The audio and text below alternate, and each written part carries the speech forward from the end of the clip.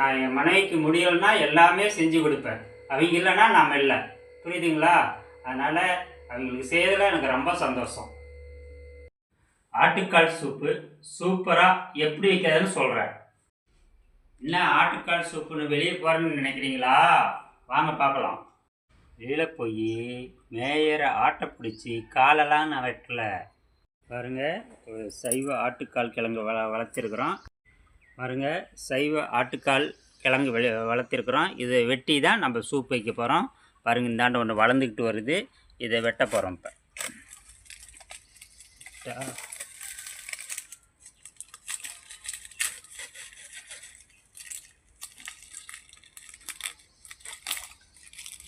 இங்கே பாருங்கள், கீழே ஒரு கிழங்கு புதுசாக வருது.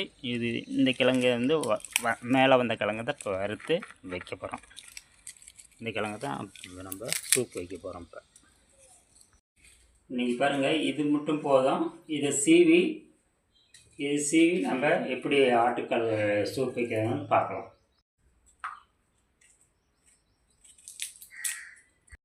இது வந்து இஞ்சி மாதிரி தான் இருக்கும். இஞ்சி எப்படி சுரண்டுறோம், மேலே சுரண்டி எடுக்கிறோம், அது மாதிரி தான் இது சுரண்டி எடுக்கணும். சுரண்டி எடுத்துட்டா இந்த சூப் வைக்கிறதுக்கு என்னென்ன தேவைன்னு பார்க்குறோம். ஆட்டுக்கால் சீவன அந்த கிழங்கு இது எடுத்துக்கிட்டோம். அடுத்தது பூண்டு, மஞ்சத்தூள், லவங்கம், பட்டை, ஜீரகம், பட்டை சோம்பு, இஞ்சி, கொஞ்சோண்டு பூண்டு எடுத்துருக்குறோம், மிளகு கொஞ்சம் எடுத்துருக்குறோம். அம்மி இல்லைனாக்கா நீங்கள் மிக்சியில் போட்டு கூட எல்லாத்தையும் போட்டு ஒன்றாவே நீங்கள் இது பண்ணிக்கலாம், ஒன்றா அரைச்சிக்கலாம். வரன்னு இருக்கிற பொருளை முதல்ல போட்டு நம்ம அரைச்சிக்கிறோம். அரைச்சி எடுத்துக்கிட்டு நம்ம தூளாக அரைக்கணும்னு அவசியம் கிடையாது. அரைக்குறையாக அரைச்சா போதும். ஏன்னா கொதிக்க வைக்கிறோமில்ல, அதுலேயே சாறு இறங்கிக்கும். இது எடுத்து ஒரு பாத்திரத்தில் அள்ளி வச்சுக்கலாம். அள்ளி வச்சுக்கிட்டு ஒரு சொம்பு தண்ணி இதில் ஊற்றணும்.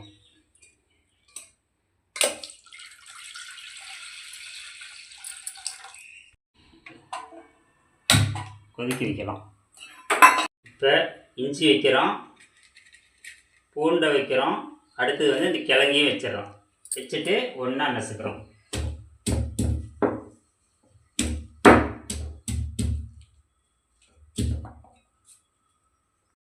நல்லா மையிற மாதிரி இதை அரைச்சிக்க வேண்டியதுதான். இவ்வளோ அரைச்சா போதும். நல்லா மஞ்சிருக்கு. இந்த அளவு இருந்தால் போதும். இதிலே போட்டுக்கணும்.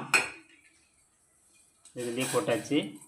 போட்டு கொஞ்சோண்டு மஞ்சத்தூள் அப்படி போட்டு கொட்டிக்கிட்டோம். கொஞ்சோண்டு உப்பு போடுறோம். அப்புறம் கொத்தமல்லி தழை கொஞ்சோண்டு, புதினா கொஞ்சம், கருவேப்பிலை தழை கொஞ்சம், இதெல்லாம் நல்லா போட்டு கொதிக்க வைக்கிறோம். உருளைக்கிழங்க உண்டுன்னு தின்னுட்டு கையை வலிக்குது, காலை வலிக்குதுன்னு படுத்துருக்குற. அப்படி அதுக்காக தான் இந்த ஆட்டுக்கால் சூப் தயார் பண்ணுறேன். குடிச்சா கை கால் வலி, உடம்பு வலி எல்லாம் சரியாயிரும். காலையில் ஒரு தடவை, சாயந்தரம் ஒரு தடவை கொஞ்சமாக செஞ்சு நம்ம குடிக்கலாம். உடம்புக்கு ரொம்ப நல்லது. இப்போ கொடுத்து எழுப்புலன்னா வீட்டில் இருக்கிற அத்தனை வேலையும் நான் தான் என் தலையில் விடியும், நான் தான் செய்யணும். அதுக்காக தான் இந்த வேலையை நான் செய்கிறேன். சூப்பு பாருங்கள், சூப்பராக வந்துடுச்சு. நல்லா கொதிச்சிருச்சு. சூப்பு ரெடி ஆயிடுச்சு. இப்போ வடிகட்டி குடிக்கலாம். 24 மணி நேரமும் நம்ம மனைவி நமக்கு எல்லாமே செய்கிறாங்க. அவங்களுக்கு ஒரு அவசரம்னா செய்கிறதுல எந்த தப்புமே கிடையாது. அதனால் அவங்களுக்கு நம்ம செய்யணும். என் மனைவிக்கு முடியலைன்னா எல்லாமே செஞ்சு கொடுப்பேன். அவங்க இல்லைன்னா நாம் இல்லை. புரியுதுங்களா? அதனால் அவங்களுக்கு செய்யறதுல எனக்கு ரொம்ப சந்தோஷம்.